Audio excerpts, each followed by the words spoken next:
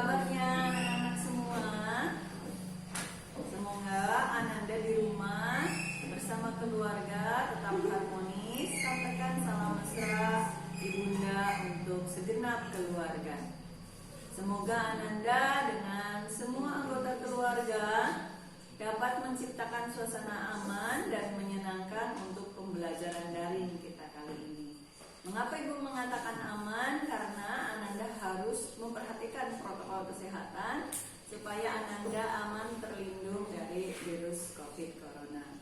Dan mengapa menyenangkan? Menyenangkan adalah suasana hati yang gembira sehingga materi pembelajaran kita kali ini dapat dengan mudah diterima oleh anak-anak. Anak-anak juga bisa mulai membuka e-booknya dan juga LKS karena pembelajaran kita berdasarkan itu. Tolong disimak baik-baik anak-anak.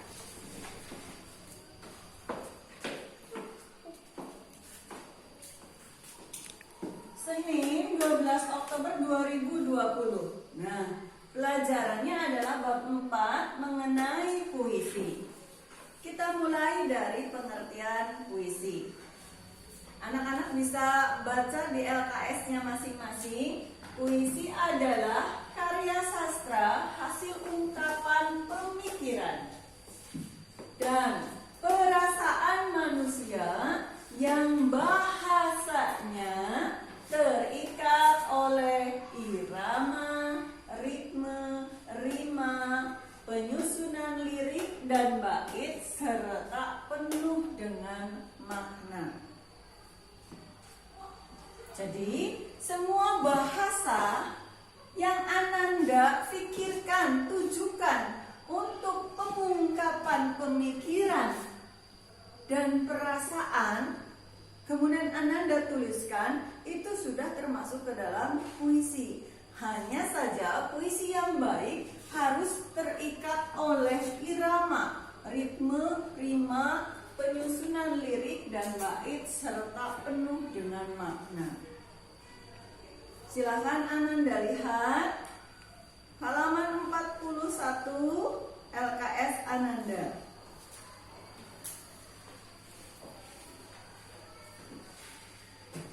Pembahasan pertama yaitu menentukan unsur-unsur puisi.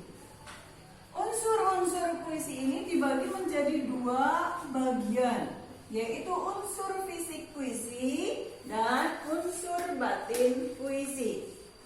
Kita mulai penjelasannya dari yang pertama dahulu, unsur fisik puisi. Apakah itu unsur fisik puisi? Unsur fisik puisi adalah unsur pembangun puisi yang bersifat fisik, tampak dalam bentuk susunan kata-katanya. Jadi unsur yang langsung bisa kita nikmati dengan ini, indera penglihatan kita, yaitu kita dapat melihatnya. Ada apa sajakah? Ini ada perwajahan. Ananda mungkin pernah melihat sebuah puisi.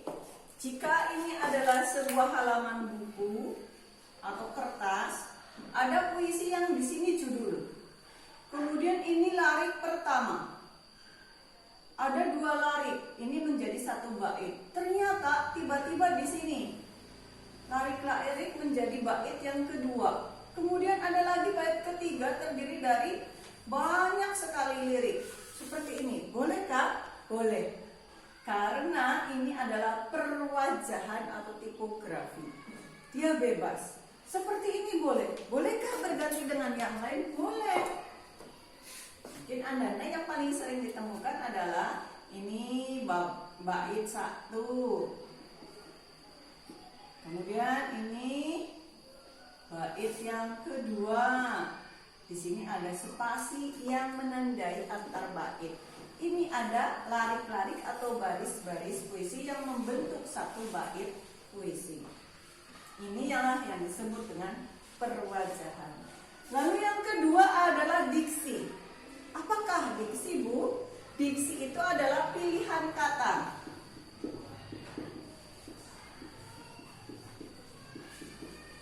Ananda tentunya masih ingat pembelajaran sebelumnya tentang tentang antonim dan sinonim. Sinonim contohnya, kata besar, raya, akbar, ini maknanya sama. Tetapi ketika kita akan membuat sebuah puisi, kita terikat oleh ini, beberapa macam aturan. Dan pengungkapan pikiran dan perasaan kita itu harus menarik, harus indah. Maka dipilihlah sinonim ini disesuaikan dengan tema atau gagasan pokok puisi Ananda. Contoh, Ananda ingin membuat puisi tentang pahlawan. Puisinya umpamanya bait pertamanya berbunyi seperti ini. Engkau pahlawan yang besar,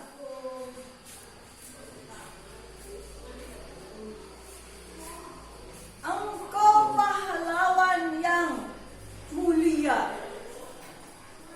Kira-kira perjuanganmu begitu luar biasa. Nah, kata pahlawan besar ini sudah cocok atau belum? Apakah boleh diganti oleh pahlawan raya, pahlawan akbar? Nah, pemilihan kata tersebutlah yang disebut dengan diksi. Di jalan besar itu engkau bertugas, Pak Polisi. Harusnya diganti menjadi jalan raya. Itulah pilihan kata. Memilih kata walaupun maknanya sama, tetapi harus sesuai dengan tema atau gagasan pokok puisi yang Ananda ingin buat. Kemudian yang berikutnya adalah imaji.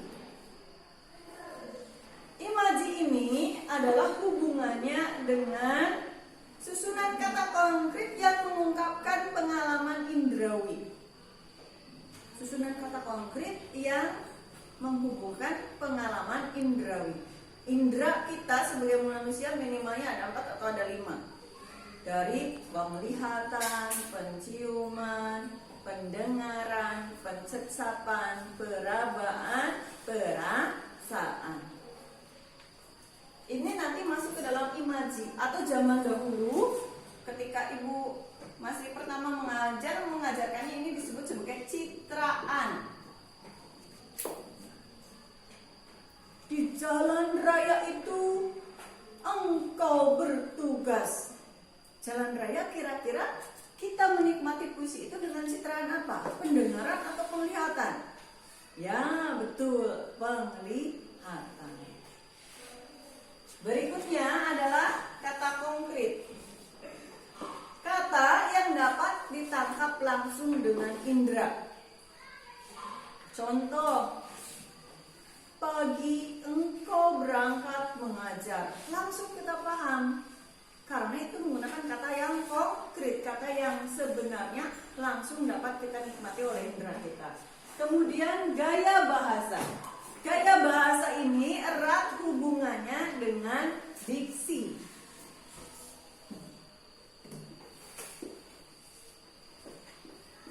Karena ada diksi pilihan kata yang maknanya lugas, ada diksi pilihan kata yang maknanya kias atau bermajas. Contoh, bunga desa begitu harum dan mewangi di pinggir jalan. Sudah pasti itu makna yang sebenarnya, bunga yang tumbuh di desa.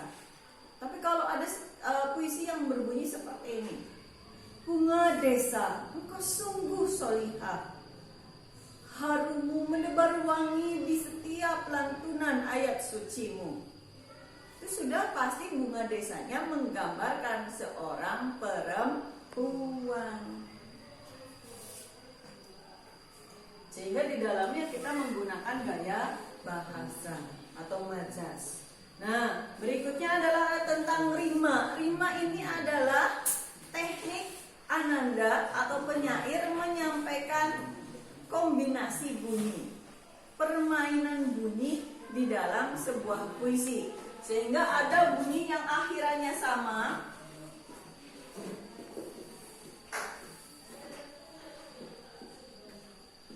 kemudian ada bunyi kembar,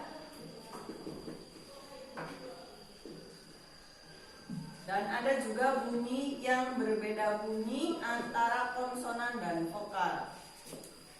Jadi variasi lah saya menyebutnya seperti itu. Contoh yang bunyi akhiran sama. Baris pertama.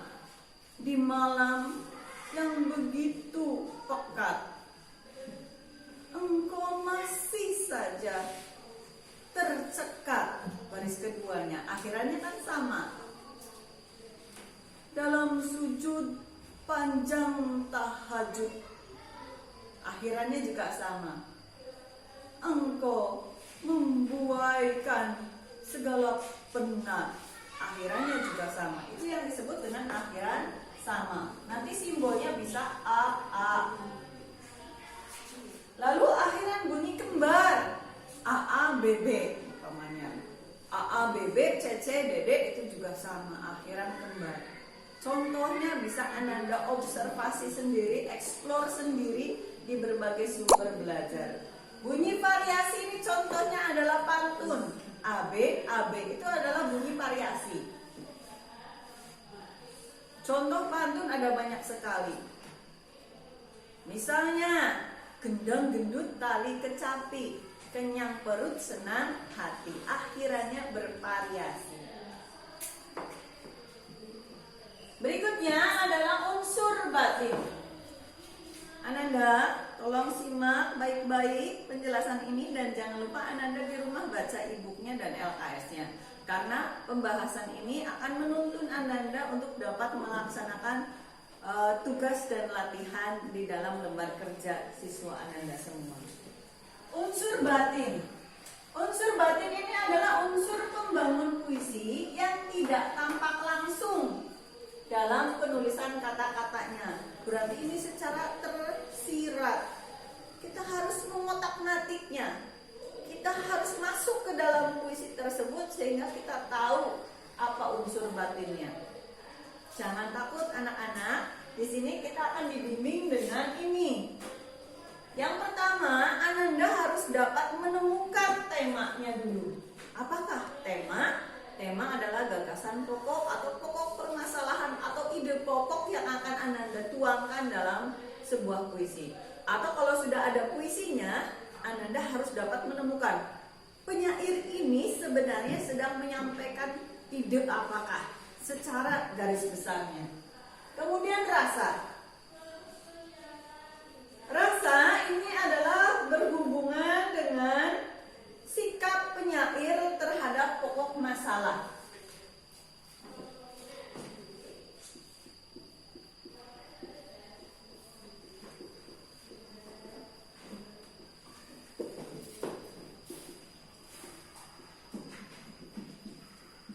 Atau terhadap pokok masalah itu ya terhadap tema. Ini berarti hubungannya begini. Tema adalah pokok pikiran.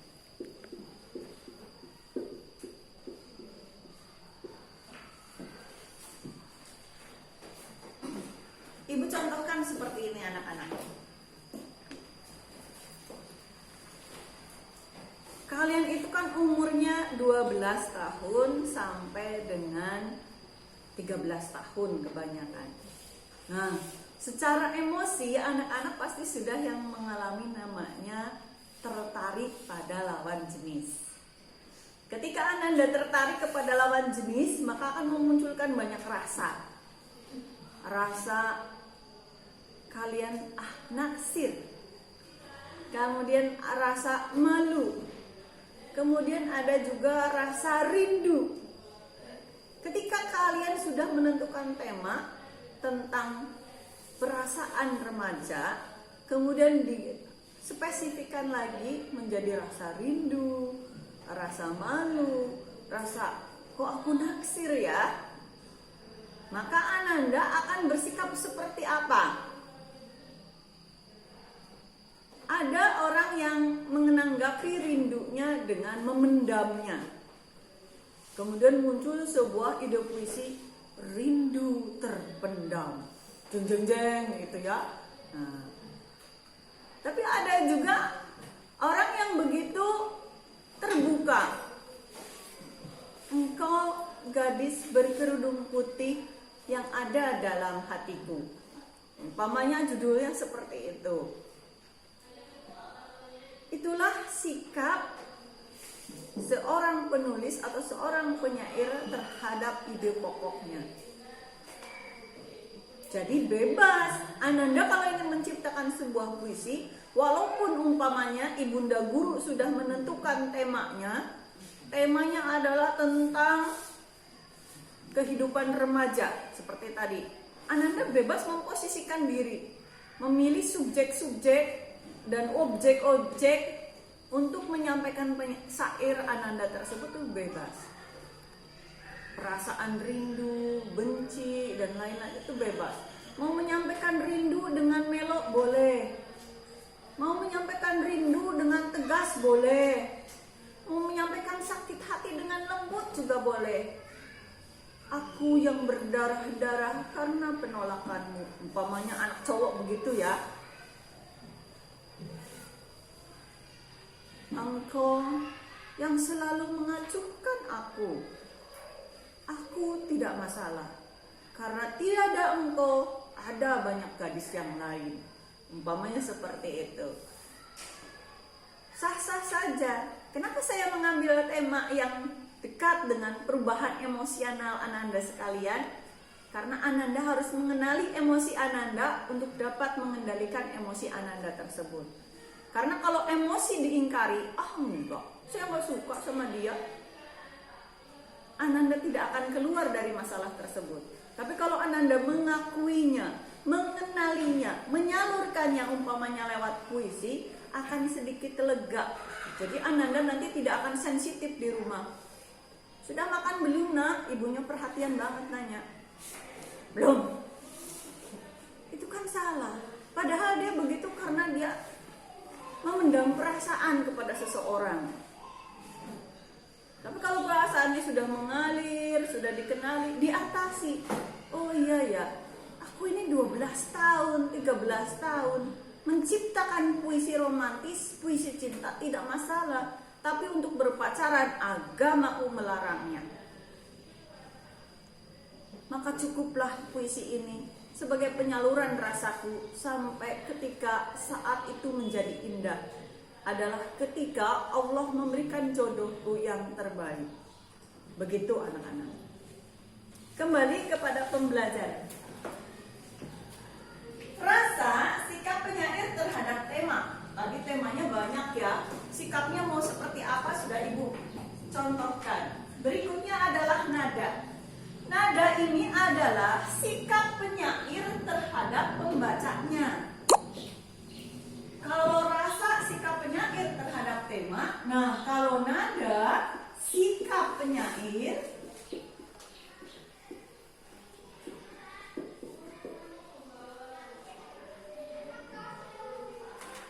terhadap pembaca.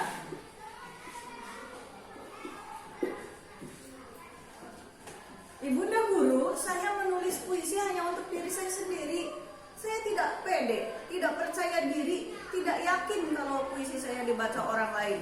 Apa jadinya dunia? Nanti saya dibilang terlalu lebay dan lain-lain. Atau saya dibilang terlalu narsis. Ananda menciptakan puisi untuk diri sendiri itu boleh, sah. Tapi menciptakan puisi untuk mengembangkan potensi Ananda dan dinikmati orang banyak, menjadi inspirasi pendidikan atau pengajaran bagi orang banyak, itu jauh lebih baik. Jadi tidak masalah Ananda waktu awal-awal belajar menulis puisi untuk diri sendiri. Setelah itu kalian lihatlah hasil-hasil karya kalian, pilihlah yang terbaik, publikasikan. Orang lain harus membaca dan Ananda harus memiliki sikap kepada para pembaca tersebut. Sikapnya adalah apa? Bisa hanya sebagai cerita, curahan hati. Bisa Ananda menggurui. Terserah, Ananda akan memposisikan Ananda sebagai orang yang seperti apa kepada pembaca puisi Ananda nantinya. Berikutnya adalah amanat. Amanat ini adalah pesan. Pesan itu ada pesan yang disebut baik, nasihat yang baik, Ada juga nasihat yang tidak boleh ditiru atau larangan. Jadi pesan ini ada dua, berupa kalimat perintah anjuran atau berupa kalimat perintah larangan. Bolehkah menuliskannya secara nyata di dalam puisi? Boleh. Tapi Bu, saya terlalu malu untuk selalu mengajari pembaca saya. Apalah diri ini, begitu. Makanya Ananda boleh menggunakan kata-kata yang menjurus, mengarahkan kepada penyampaian pesan atau moral, tetapi tanpa kalimat perintah yang lugas juga boleh. Tadi saya mengatakan jangan berpacaran, itu adalah kata yang sebenarnya, kata yang sangat lugas, yang tegas, menerangkan kalimat perintah larangan. Tapi bisa juga dengan cara yang lain. Aku menarik diri dari keinginanku untuk berpacaran, sebab aku terlalu takut akan kecemburuan Tuhanku. Nah, anak-anak mulai tersenyum-senyum malu ya. Ternyata saya punya rasa terhadap Ibu tidak sampaikan. Cukup mengenai unsur batinnya. Dilanjutkan ke yang B. Jika ada sebuah puisi, baik puisi orang lain maupun puisi yang Anda ciptakan sendiri, Anda harus bisa menyimpulkan makna dan pesan puisi tersebut. Caranya adalah bagaimana? Mudah. Pertama, Anda membaca secara seksama puisi tersebut. Baca dari awal sampai akhir. Jika belum paham, baca kembali. Tidak ada aturan berapa banyak Anda membacanya. Kemudian, tandai kata, ungkapan, majas. Kalau ada kata-kata yang Anda tidak mengerti, di garis bawah, di stabilo. Kemudian Anda cari arti atau maknanya. Carinya kemana Bu Guru? Aduh, masih tanya juga hari gini. KBBI bisa ada di Android Ananda. Bisa juga Ananda googling. Kemudian menafsirkan keseluruhannya. Jika sudah ditandai kata-katanya, dibaca kembali, tafsirkan keseluruhan makna puisi. Sudah paham isinya, kemudian Ananda menyimpulkan pesannya. Amanat baiknya apa? Nasihat buruknya apa? Terakhir, yang ke C, menulis puisi. Aduh, ini sudah sulit nih Bu. Berat nih Bu. Berat banget. Tidak ada yang sulit dalam menulis.